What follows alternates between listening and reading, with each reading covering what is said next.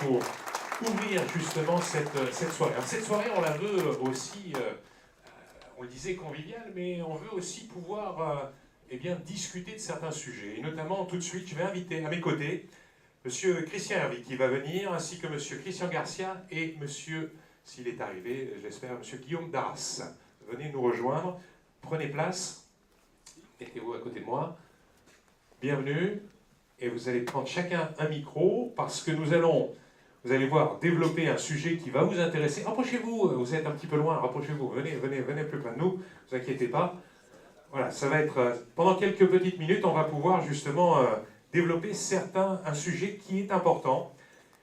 La mobilisation, elle est claire, elle est nette, Monsieur Méhat vient d'en parler, des milieux économiques et institutionnels en faveur, vous le savez, du projet Grand Paris, donc ce pôle Orly-Rungis. Et puis, il y a quelque chose qui nous intéresse, c'est qu'on a envie qu'elles soient encore plus dynamiques. Pour être plus dynamiques, il faut qu'elles soient encore plus proches, notamment de Paris. Elle l'est, mais elle peut encore l'être un peu plus. Et je vais tout de suite demander à Monsieur Christian Hervy, donc maire de Chevilly-Larue, conseiller général du Val-de-Marne, président de l'association des territoires Grand Orly, de nous parler du poids économique dans un premier temps, du pôle Orly-Rungis. Parce que c'est un pôle important, on disait deuxième ou troisième sur la région parisienne. Oui, c'est ça, Franck Méred a de l'ambition pour nous, de nous faire passer nous rapprocher de la première place. Je ne peux pas lui en vouloir. Non. Mais je crois que nous pouvons dire que nous figurons parmi les 3 premiers pôles économiques d'Île-de-France et qui jouent un rôle essentiel à la dynamique économique de la métropole francilienne. D'ailleurs, si vous me permettez une petite parenthèse, c'était un grand étonnement pour moi de découvrir dans le projet de loi sur la métropole qu'on n'avait pas inclus dans son périmètre les 2 aéroports internationaux. Ça, c'est clair. Je n'ai pas compris. On oublie, mais on en parlera tout à l'heure, pourquoi pas. Mais je crois que ça va être rectifié, parce que c'est pas possible. Non. Je referme cette parenthèse. Nous vivons sur un territoire qui est très important, puisqu'il compte 173 000 emplois, 15 000 entreprises et 320 000 habitants, si on considère le pôle d'Orly à l'échelle des Assises d'Orly, qui avaient été réunies par les 2 conseils généraux du Val-de-Marne et de l'Essonne, sur un périmètre d'une vingtaine de communes. Un petit peu moins, mais quand même, 148 000 emplois, 13 000 entreprises et 312 000 habitants, si on tient compte de l'aire que nous avons définie dans notre association avec 12 à 14 communes qui constituent notre territoire de réflexion. Alors vous le savez, nous possédons sur notre territoire 2 grandes locomotives économiques. L'aéroport d'Orly, puisque M. Méred ne va pas vanter ses mérites ce soir, je vais le faire en quelques chiffres. C'est le 2e aéroport français, le 10e européen, 27 millions de passagers par an, 28 000 emplois directs, contrôlés avec les autorisations de passage, 18 458 emplois indirects, 22 810 emplois induits. Ça représente 2,1% de l'emploi francilien, ce qui est quand même assez lourd. L'aéroport a créé près de 8 milliards d'euros de valeur ajoutée en 2011, soit 1,5% du PIB francilien. C'est pareil, ça c'est clair. La 2e locomotive, c'est le mine de Rungis, que tout le monde connaît, je pense, qui est le plus important marché gros de produits frais au monde, qui accueille 12 000 emplois, 1200 entreprises, et qui a enregistré en 2011 6,6 millions d'entrées. Alors ce qui est important de noter, ce n'est pas seulement que ces 2 poids lourds jouent un rôle d'entraînement économique très important sur le territoire, et bien au-delà, puisque leur influence est à la fois francilienne et nationale, mais c'est également que ce sont 2 entités qui sont préoccupées de leur avenir et qui ont des projets de modernisation et de développement. Donc je pense qu'on parlera peut-être de ceux qui concernent l'aéroport. Oui, tout à fait, parce qu'il y a un projet d'investissement et de rénovation qui est aussi important pour 2018. Voilà. C'est un projet dont je veux souligner l'importance stratégique, parce qu'il s'inscrit dans une idée fondamentale qui est de maîtriser les flux de passagers le mieux possible en tenant compte de ce qu'est l'architecture de notre transport aérien, en faisant en sorte que les passagers qui n'ont pas absolument besoin de prendre l'avion puissent prendre le TGV dans le cadre d'une interconnexion bien organisée avec l'aéroport, Et puis également un aéroport qui soit mieux connecté avec Paris et avec la métropole pour mieux servir les besoins des entreprises en termes de déplacement et puis les besoins des autres voyageurs. Donc c'est un projet qui est tout à fait stratégique pour arriver à maîtriser la montée en puissance du transport aérien à l'horizon 2040-2050, en sachant qu'à cet horizon-là, nous n'aurons pas les moyens en France de construire un autre grand aéroport. Troisième aéroport. Il faut donc que ce soit un aéroport hyper connecté, hein, très important. Nous sommes sur des logiques de modernisation et de développement qui se poursuivent aussi au marché de Rungis. Voilà, il n'y a pas que l'aéroport, mais tout autour, avec la cité de la gastronomie, on va en parler aussi, ça fait partie des projets que vous suivez? Oui, mais c'est important la cité de la gastronomie, mais le marché de Rungis, avec ses 12 000 emplois, qui pourraient en accueillir beaucoup plus d'ailleurs, c'est une gigantesque entreprise qui a aussi besoin d'être hyper connectée, dont la modernisation a été engagée sous la présidence de M. Spillerin, que je salue, et qui va se poursuivre avec de nouveaux projets, la construction de nouveaux bâtiments, l'intégration de nouvelles activités, la modification des activités d'un certain nombre d'entreprises pour être mieux au service des consommateurs. Alors, parlant de consommateurs, on a derrière un projet. Cette image, vous nous disiez qu'elle était très belle, parce que pour l'instant, ça reste un projet. Hein. Mais cette cité de la gastronomie, elle va intéresser pas mal de monde. On voit Paris en fond. Hein. Ah oui, alors ça, nous sommes très contents d'avoir été retenus dans le cadre de l'appel à projet lancé par la mission française pour le patrimoine et les cultures alimentaires. Sujet sur lequel nous avons concouru avec les villes de Lyon, Tours, Dijon, puis quelques autres qui ont abandonné en cours de route. Nous sommes très contents d'avoir été retenus parce que c'est le moyen de faire atterrir sur le pôle d'Orly, si je puis m'exprimer ainsi, oui, un nouvel équipement qui va donner une image très dynamique du territoire et lui permettre en quelque sorte d'acquérir des lettres de noblesse supplémentaires et en tout cas de souligner combien il y a du potentiel de développement, exactement, à la fois pour des petites entreprises mais aussi pour des grandes réalisations sur le pôle d'Orly. Et puis on nous attaque un peu de partout, puis c'est dans l'air du temps à l'heure actuelle de développer la gastronomie. Et surtout à l'étranger, on dit souvent, c'est très bien la cuisine française, sauf que c'est parfois la plus chère. Je pense qu'il y a des choses à développer. Voilà, tout ça, ça sera un peu pour la suite à l'international. On va parler également du centre de congrès. On va parler de la gare TGV tout de suite, parce que vous me disiez que le projet était dans l'air du temps, là aussi, mais peut-être plus complexe, et le cœur d'Orly aussi. Cité de la gastronomie, je veux quand même dire que, puisque nous sommes devant une assemblée où il y a beaucoup d'acteurs économiques, nous allons prochainement mettre en place, puisque nous avons quelques années de travail devant nous pour la faire surgir, nous allons mettre en place une structure associative sur laquelle on est en train de travailler, et à l'intérieur de laquelle nous souhaitons faire fonctionner un puissant club d'entreprise qui soit un petit peu le porte-parole sur le territoire du Val-de-Marne, de cette dynamique de projet et de ce sujet en particulier. On aura l'occasion d'en reparler. Vous vouliez que je parle de quoi encore? Centre de congrès, centre de congrès. Cœur d'Orly. Alors le centre de congrès, on essaie de l'intégrer dans la cité de la gastronomie. Parce qu'il va falloir trouver l'équilibre économique d'un projet comme celui-là. Et donc on essaye de faire en sorte de combiner les avantages du centre de congrès pour faire fonctionner la cité de la gastronomie et l'attrait de la cité de la gastronomie pour remplir le centre de congrès. On a pensé que cette dialectique pouvait fonctionner. Je pense que peu à peu les acteurs du territoire y adhèrent. Et donc ce sera un projet dans le projet qui viendra lui aussi conforter le rayonnement international du pôle d'Orly. Voilà. Et juste pour terminer, on va peut-être avoir une petite image du cœur d'Orly.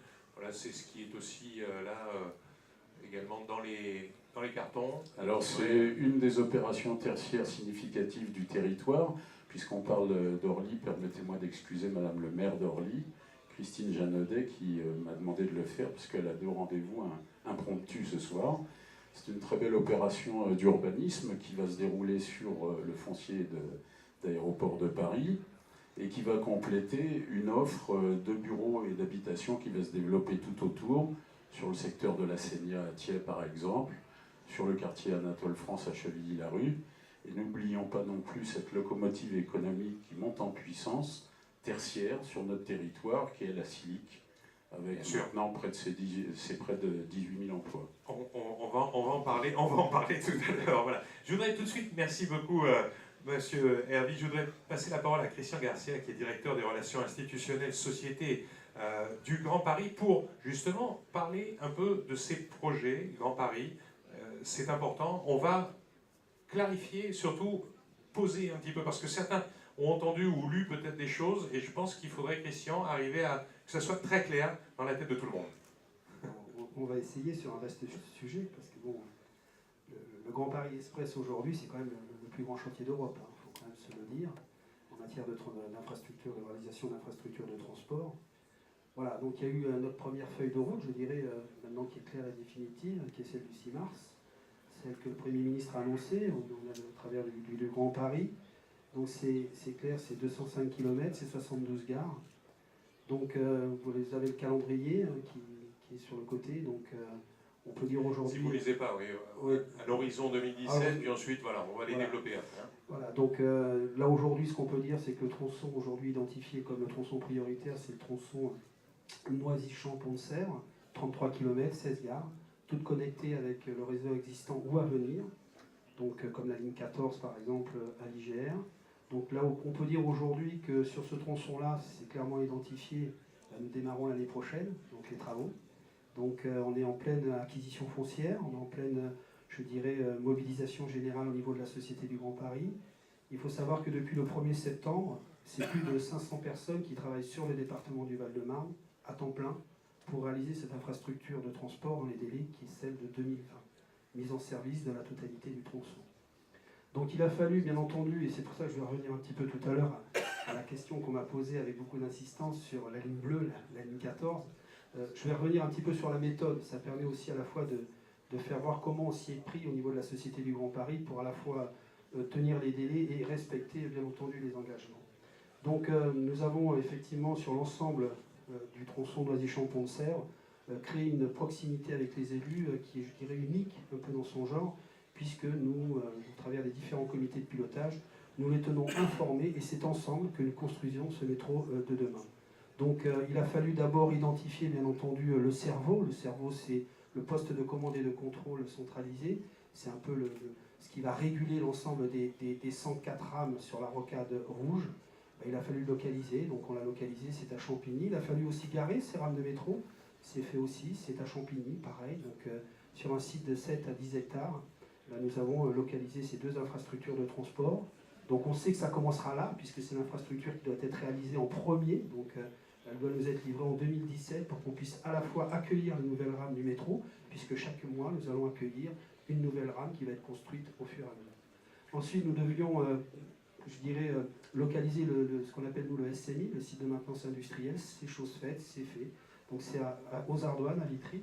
Et il a fallu bien entendu positionner et localiser les 7 tunneliers que nous allons descendre à partir de 2015 pour creuser ces 33 km de métro.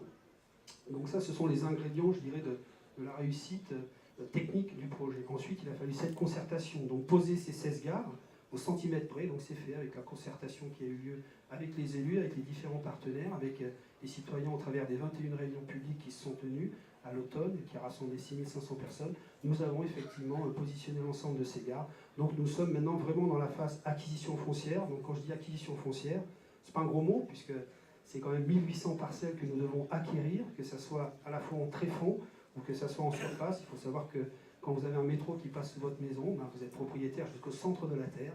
Donc il faudra là aussi faire des acquisitions, donc des actes notariés, donc 1800 actes notariés, pour à la fois acquérir l'ensemble de ces parcelles. Donc nous sommes, je dirais, bien accompagnés, bien épaulés par l'agence, puisque l'agence nous accompagne aussi dans cette démarche pour la relocalisation des différentes entreprises que nous rencontrons quotidiennement avec eux. Ensuite, donc il faudrait définir un petit peu le PowerPoint. Voilà.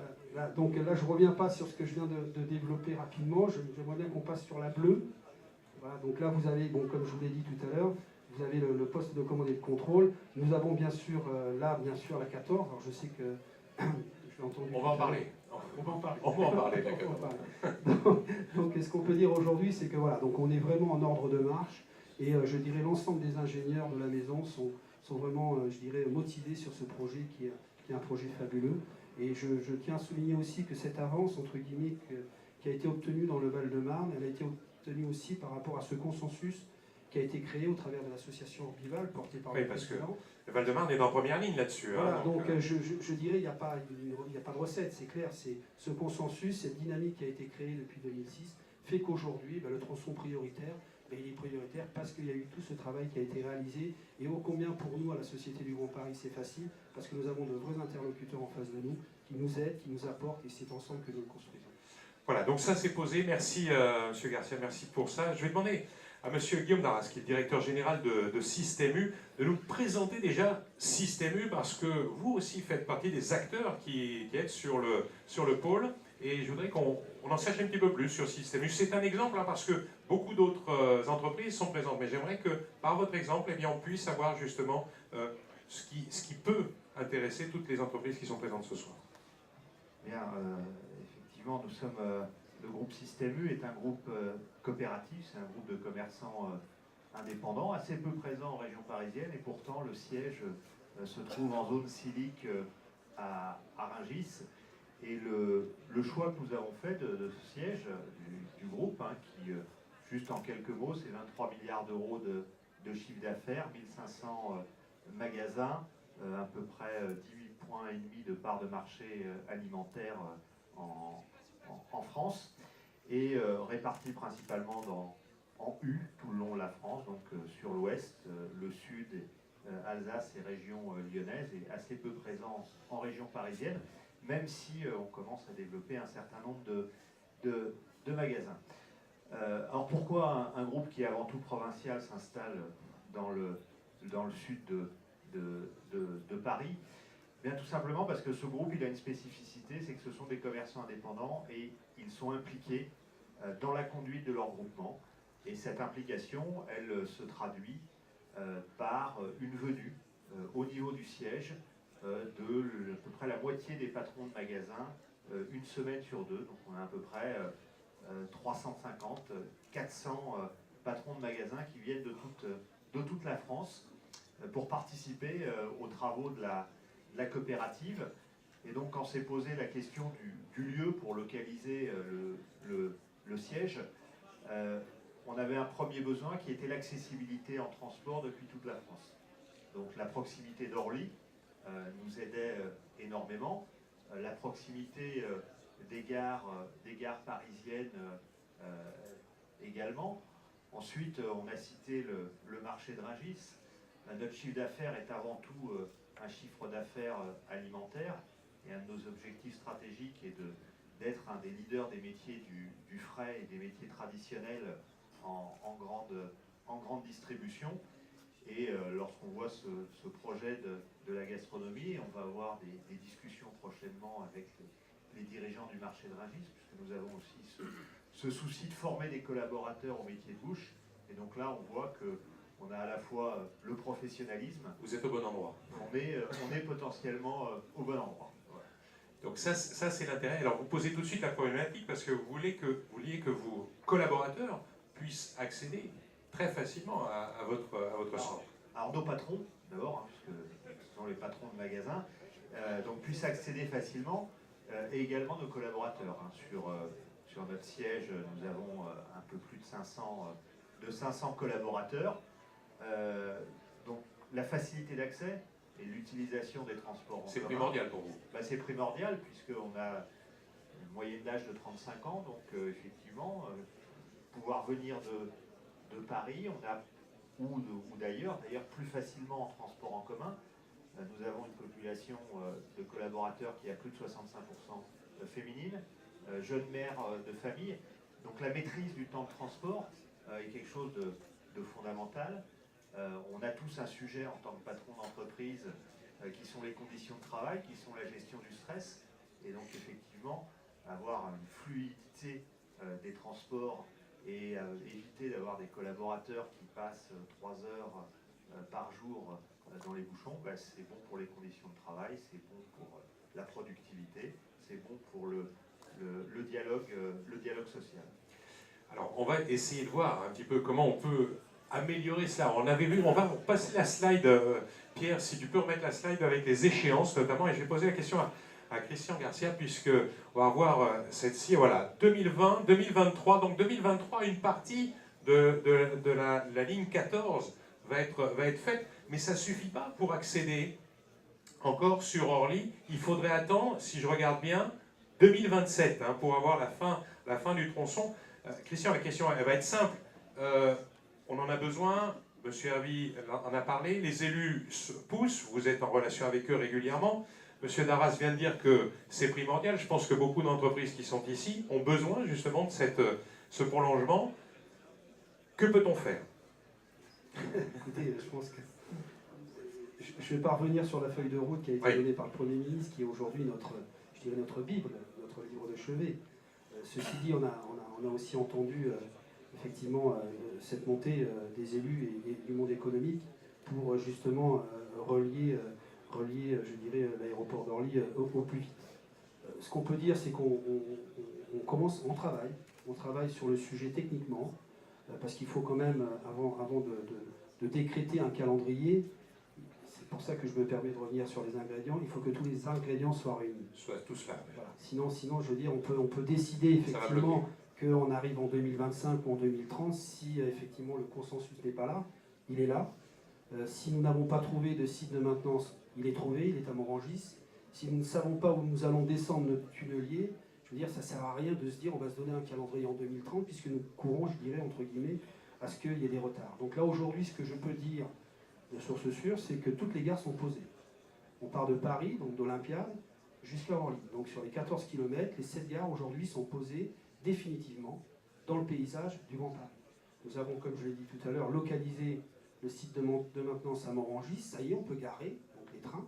Donc nous sommes aujourd'hui, je dirais, dans une dynamique technique qui peut nous permettre d'accélérer le calendrier. Voilà. Dynamique technique qui peut permettre d'accélérer le calendrier. Monsieur Hervy, j'imagine que vous êtes en liaison, vous discutez régulièrement. Il y a des choses, comme le dit Christian Garcia, qui ne peuvent pas être faites si rapidement que ça. En revanche, ce n'est pas une question toujours de moyens financiers. C'est aussi peut-être, comme il le disait, acquisition de foncier, essayer de trouver les moyens pour aller plus vite.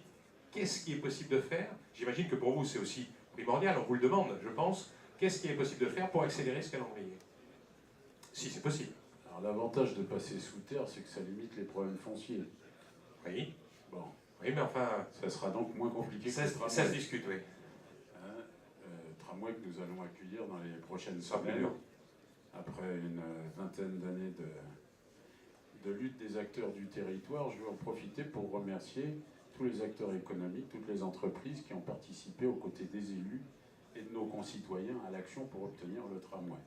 Et je crois que beaucoup d'entre eux sont d'ores et déjà mobilisés pour relever le challenge du métro. Alors, moi, ce que je veux vous dire ce soir, c'est que, avant de partir en vacances, nous avons eu une réunion avec le préfet de région sur le contrat de développement territorial. Et j'ai saisi cette occasion de déposer sur son bureau 2000 cartes pétitions signées par les Chevillets pour demander l'accélération du calendrier de la ligne 14. À ce moment-là, le préfet de région m'a dit qu'il ne pouvait pas me répondre autre chose que, premièrement, il cherchait 3 milliards pour équilibrer le financement global, et que, deuxièmement, il raisonnait sur le plan financier en termes de programmation par tronçon. Donc j'ai écouté placidement cette explication, et moi je lui ai proposé un autre raisonnement.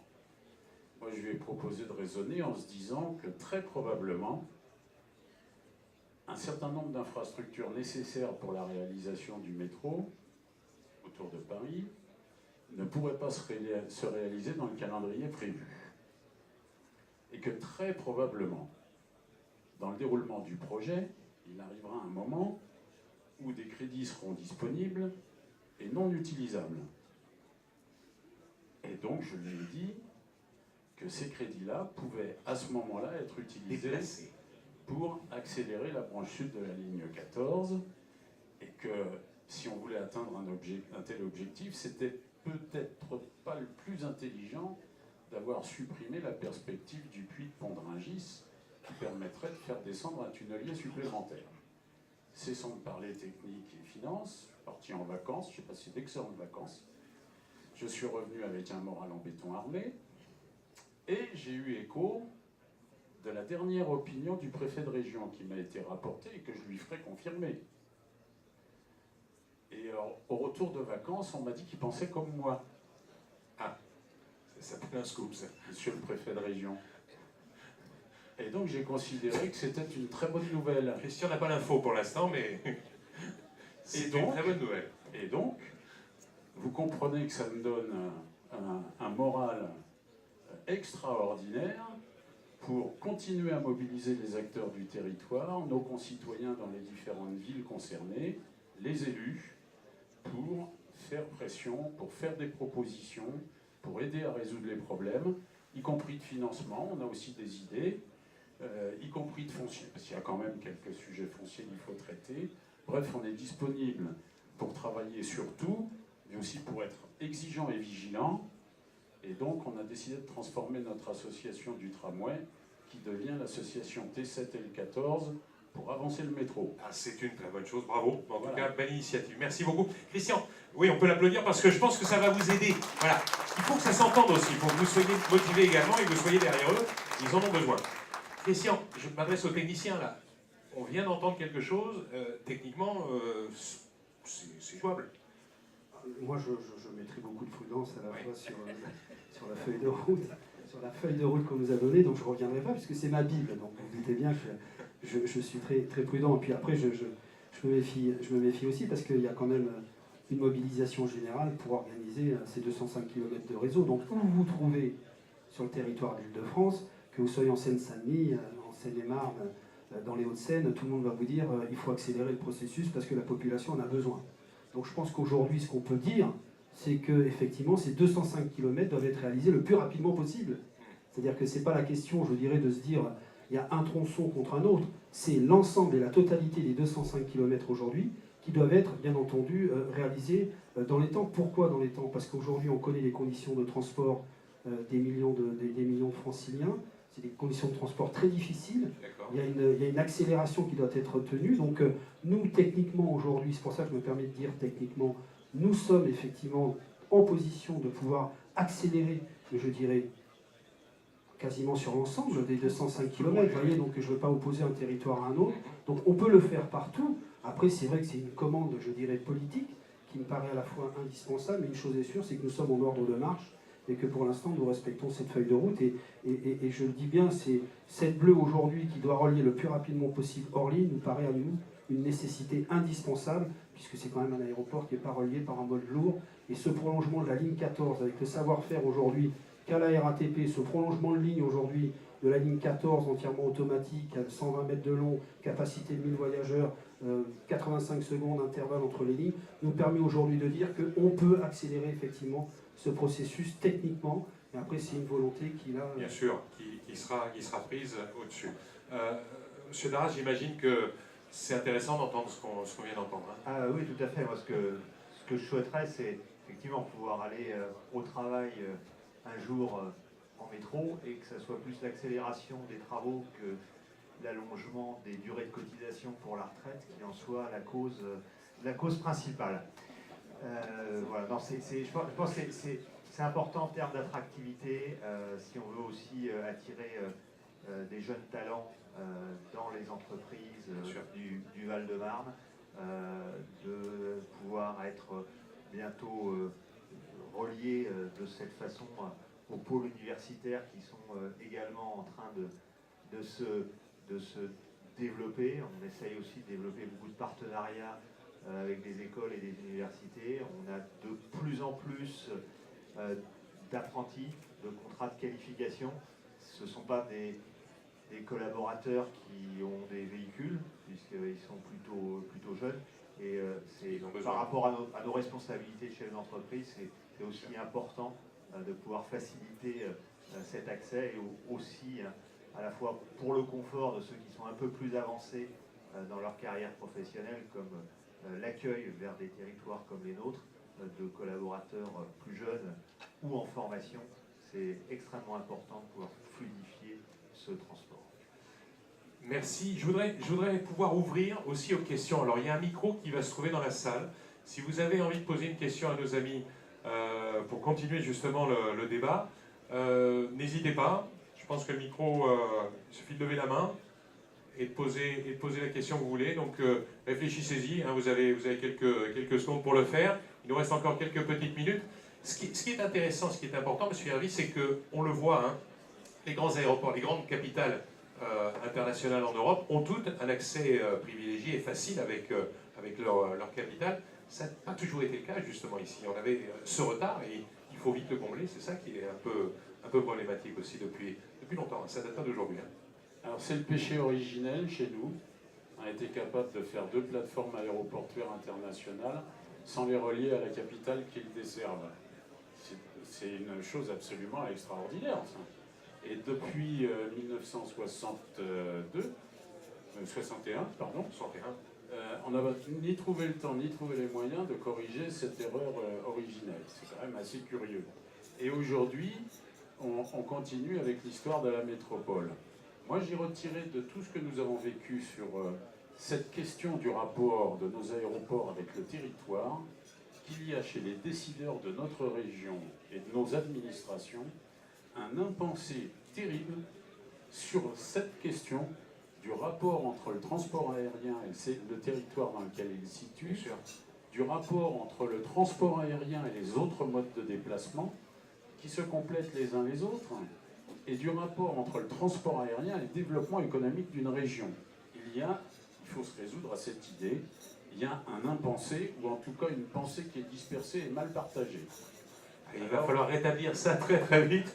Merci en tout cas de cette réflexion, elle est juste. Est-ce que vous avez eu le temps de réfléchir à une question? Quelqu'un a envie de poser une question? Est-ce qu'on a des clients? Est-ce qu'on a... Oui, je pense qu'il y a quelques questions qui peuvent venir de la salle. N'hésitez pas hein, pour qu'on continue d'alimenter un petit peu le débat. Christian Garcia, c'est la même chose hein, sur Roissy, malgré le RER, on est en train d'imaginer à l'heure actuelle aussi de déplacer, pourquoi pas, une ligne qui serait sur l'Est, un peu plus sur l'Est parisien, qui irait directement sur l'aéroport, parce qu'on s'aperçoit que certains Parisiens n'empruntent pas justement la ligne RER. Je ne vais pas rester que dans mon champ de compétences, qui est directeur des relations institutionnelles sur le Val-de-Marne et Paris. Il est clair, c'est ce que je disais tout à l'heure, c'est que tout le monde a envie effectivement que ça s'accélère. Quand nous faisons des réunions publiques à Clichy-Montfermeil, le métro il est attendu, mais c'est d'une façon incroyable. Il est clair aujourd'hui que pour désenclaver tous ces quartiers, il y a une nécessité, un vrai besoin de métro en mode lourd. Donc il est clair qu'il y a ce besoin, il y a cette attente. Alors c'est vrai que là maintenant, là où on s'aperçoit du changement de posture des citoyens, c'est que avant les gens en parlaient, il y en a qui en ont rêvé, puis maintenant il est en train de se réaliser. Et on s'aperçoit que les gens disent il faut que ça aille vite, il faut que ça aille vite, il faut que ça aille vite. Sauf que, comme je le rappelais tout à l'heure, c'est quand même le plus grand chantier d'Europe. Ça va nous mobiliser, ça va nécessiter énormément de moyens. On parle dans le Val-de-Marne, mais le Val-de-Marne, ça sera quand même quasiment 35 à 38 km de métro entièrement souterrain, 17 nouvelles stations. Ça va demander quand même un chantier titanesque. Et là, je crois qu'il faut aussi être attentif à ce que cette infrastructure de transport, ça nous projette quasiment au début du siècle, quand on a réalisé le métro parisien. Donc vous voyez un peu l'ampleur du chantier. Donc on est vraiment sur un chantier qui est à la fois attendu par tous, mais il y a un vrai défi à relever. Et on n'est pas, je dirais, dans la même configuration que du début du siècle. On est dans une zone dense, où il y a des habitants, il y a de la vie. Et donc il faut en tenir compte et on ne peut pas avancer aussi rapidement des fois comme on pourrait le faire, sans tenir compte bien sûr des citoyens et de la vie des différents élus. Bien sûr. Une question? Pas de question? Ah oui, on a une question là-bas, au milieu. Il y a une main qui s'est levée. Le micro arrive, le micro vient vers vous. C'est super. Merci d'être avec nous. Il y a beaucoup de gens derrière qui parlent. On vous entend un peu lorsque vous êtes derrière, ne vous inquiétez pas, mais si vous pouviez être juste un tout petit peu attentif. Merci. Bonjour madame. Bonjour monsieur. Monique Labé, architecte. Alors, j'ai peut-être pas entendu tous les éléments, mais j'ai toujours une question qui m'importe. C'est justement pour cette ligne 14 sud qui va passer à Rungis, marché national, et qui va atteindre le sud de Paris, où on a un certain nombre de lieux comme les Olympiades, comme C'est ça. de lieux de stockage Mmh. possibles. Est-ce qu'il est envisagé d'étudier, sinon de réaliser dès maintenant, mais au moins d'étudier, de laisser la place à la possibilité d'intégrer du fret à l'intérieur de la future ligne? Alors du fret, c'est pas forcément, je pense qu'il y a quantité, c'était à l'intérieur des études qui avaient été faites au moment des enquêtes publiques, dans les dossiers, on parlait du fret, et c'est quelque chose dont je n'entends plus du tout parler, et qui est quand même essentiel à l'échelle de la métropole, parce qu'une ville dense ne fonctionne que s'il y a des marchandises qui roulent facilement et pas forcément par camion. Donc ça peut être, c'est pas forcément une transformation lourde, c'est soit des aménagements de rythme, soit des choses automatisées qui utilisent, enfin je sais pas. On va répondre à cette question.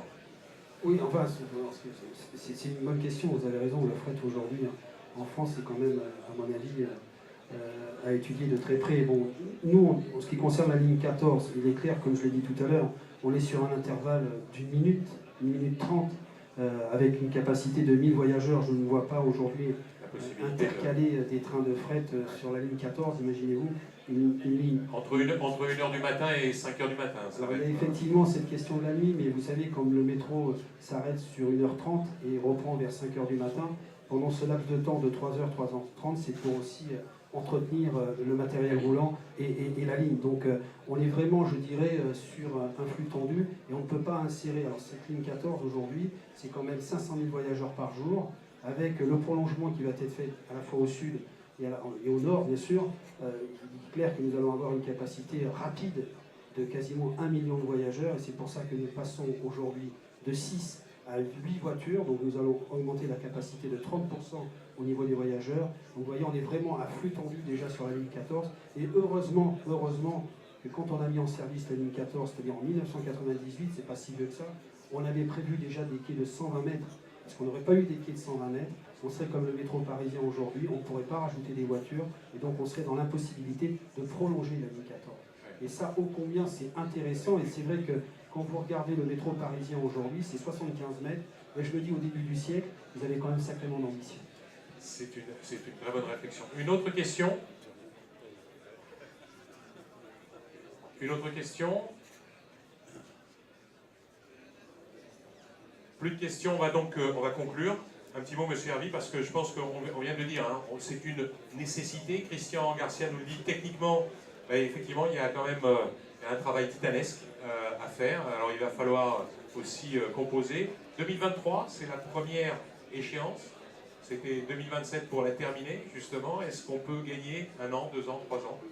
C'est ce qu'on va essayer de faire. C'est ça, l'idée. Oui, ben on va se battre pour ça, on a l'habitude. Hein. Ce qui est important quand même de retenir de tous nos échanges, me semble-t-il, c'est qu'on est passé véritablement d'une période à une autre. C'est-à-dire une période où le pôle d'Orly se battait pour se faire reconnaître, à une période où maintenant, il y a des projets sur ce territoire, des projets fortement structurants, et où tous les acteurs regardent vers le futur avec des yeux neufs, je dirais, et avec à la fois l'envie de faire, et puis des atouts pour développer leurs activités, qu'il s'agisse du monde économique ou des autres secteurs de la société.